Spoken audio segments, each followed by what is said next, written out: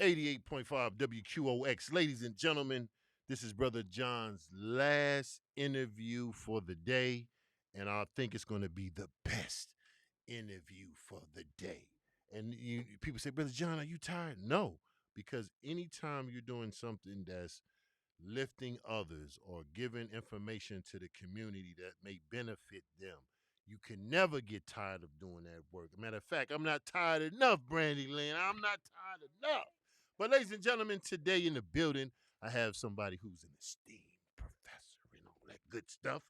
Beverly Edwards is in the building. How you doing, ma'am? I'm doing fine, Well, Brother look now. Look, John. you got to give me a little, like just a little something because when she says a professor at the University of Memphis, that's like prestigious. That's like you putting.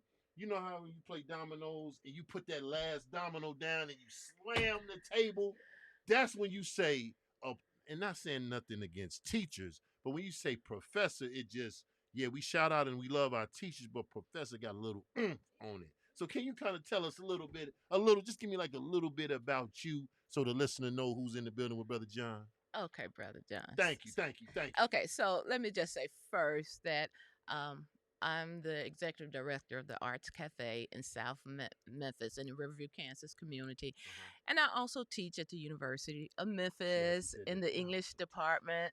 I Uh-huh. teach African American literature, What? English comp, and creative nonfiction writing. Wait a minute. Hold on. Wait.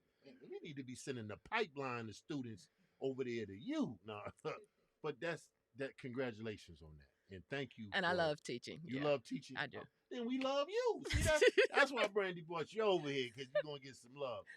All right, so in that field of work, because this is an education station, right? Okay. And I know we're going to talk about the event, but I want to talk about this because now you told me she's an educator. Are our students coming in a way where they're minded with social media? Does that help cre- the creativity and the creative writing, or is it like you get how we text is how they write? Yeah, I think you get a little bit. Yeah, I mean, you do get some of that Mhm. coming in. I think social media has, yeah, they've impacted our students. But I I don't know whether I would say it's bad or good because we're in this. We're in a new tech. This is a Yeah, new this era is right social now. media era, Right, right. and so that's what everybody is doing. So when Mhm. you post on TikTok or you do X, is that what it is now? Formerly You known as don't. Twitter. So you have to know how The to, lingo. yes. And so, but I do sometimes have to inform them that in their English papers they have to spell out words. That's So not you a so lot, you you but you set the sometimes, standard. Like you're not bringing down your standard to their level. yeah, They can have their little X writing and TikTok, but when you up in my class, you got to raise that up to my yeah, level of yeah, understanding. yeah.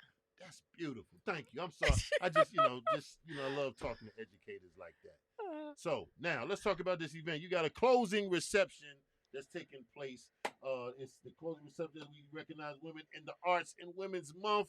We want to know more about this. So let's talk about that. Okay, so it started. It's been going on now. This will be the fourth weekend, and it opened on the 24th of February. Mm-hmm. And the focus is preserving the true voice in African American history, literature, and art.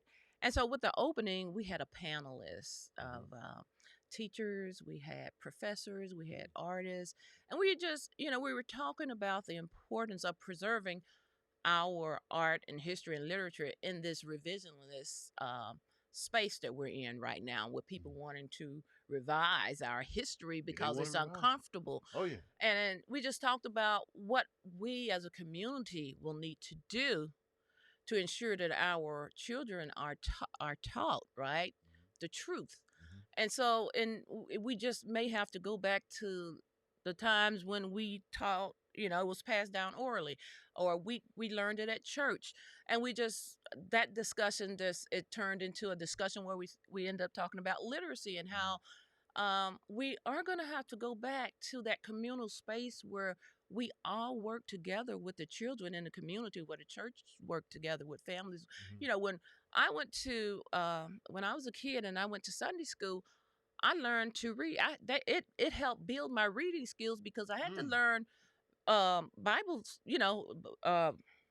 Bible scripture, and I had to memorize them, right? Right. That helped me build on those reading skills. And we're just seeing how that in our communities, we are going to have to go back to doing some of that Right. to help, because we are in a very, like, we're in a dangerous space with our kids not knowing how to read, Right. And right? one thing you said about, how we need to get back to that community and sharing it orally, passing it down.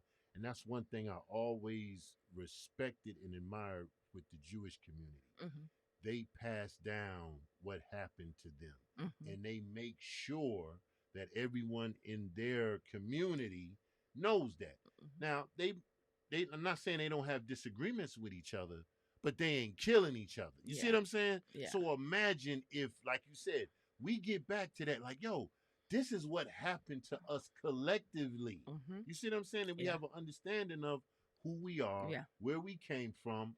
Then to me, that's the fix to the crime. Yeah. Let teach these folks who Who they they are. are. That's Yes. it. Yeah. Tell us. So we had somebody try to tell me, well, John, if you tell them this, they're gonna think it's spiritual. But what it so?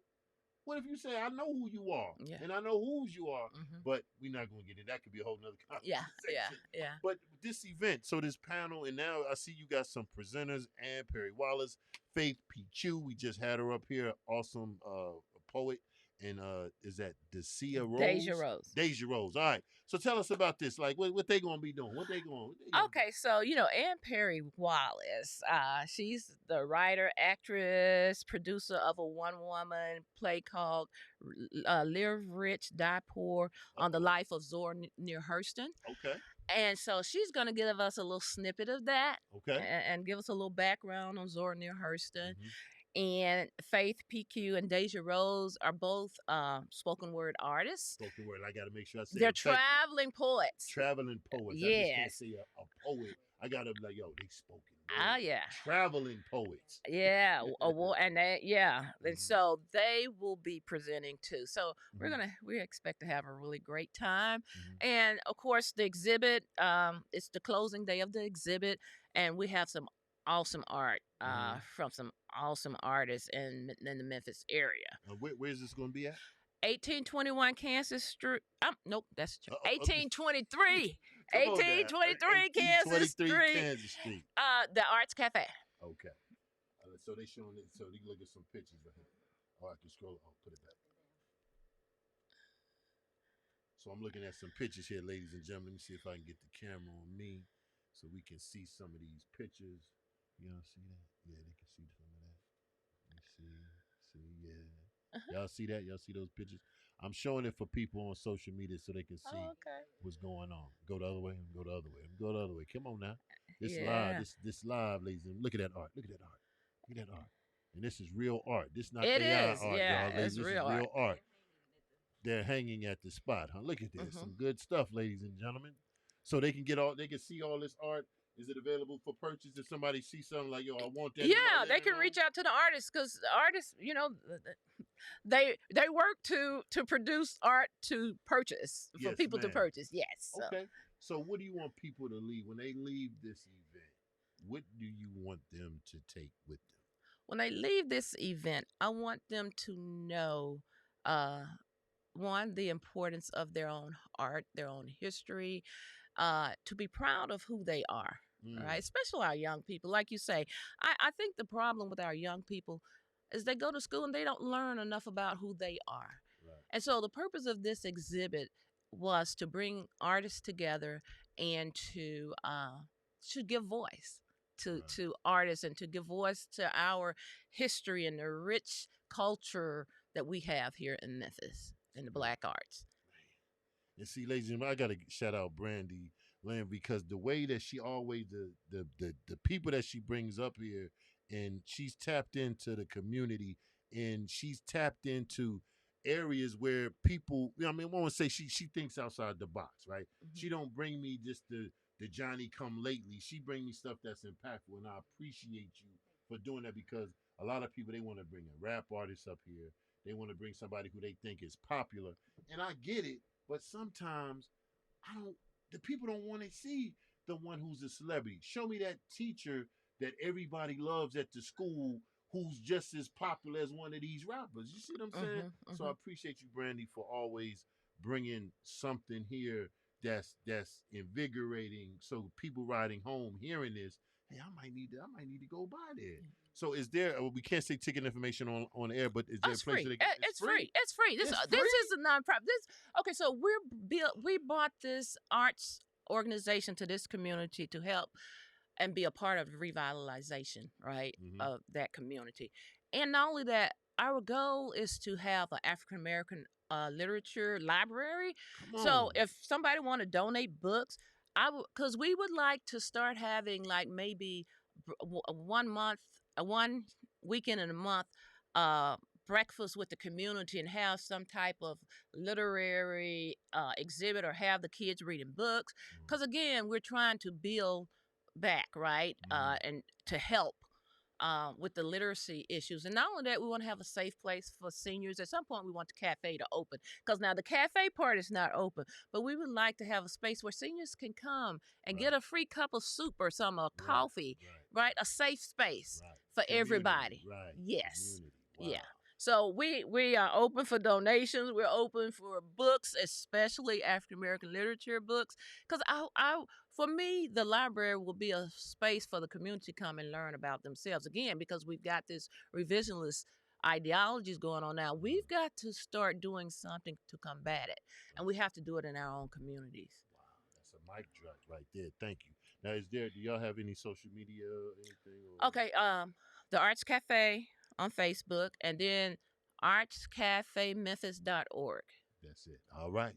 Well, listen, thank you so much for coming by and sharing this information. And Brandy, Thank you. again, I can't stop thanking you enough. It Oh, is this Saturday. this Saturday. It's this Saturday. This Noon to Saturday 4. from 12 to 4, March 23rd. Free. 1823 Kansas Street, and it's for the free 99, ladies and gentlemen. Get out and I call stuff like this to me is culture and refinement. And this is some things that we're lacking. Like we don't like going to see plays and the theater and the arts, but the arts are some things that just like you got the same energy for football and basketball games, you can do that same energy for the arts. And that's just not just the creative arts of painting and play or write, theater, all that. It's other thing, instrumentation. Is we just are talented people. We are. And we don't have to focus on he's a rapper, she's a singer, he's a dancer. We got other things. So thank you for doing something like this for the community, especially in that Kansas area of South Memphis. Something like this is much needed. And thank you again, Brandy, for making this happen. All right. Can I say one? Go ahead. Well, I want to thank my board and Go ahead, and put and, that- put- and, thank and your board. all of my sponsors for helping us: the Tennessee Arts Commission, Arts Memphis, Community Live Foundation, the Milton Community Enhancement Grant Program, and Shady Grove Baptist Church because they allow us to use that building. I think that's the mic drop right there. You just shout them like, oh, she shouted. Oh, and all the artists. And all the artists. All the artists, And because we all couldn't the have artists. done it without them. Without the artists. Well, Yes. thank you so much, okay? Thank you. All right, ladies and gentlemen, there you have it. And up next, our brothers, he's waiting in the wings, and I appreciate him and his patience.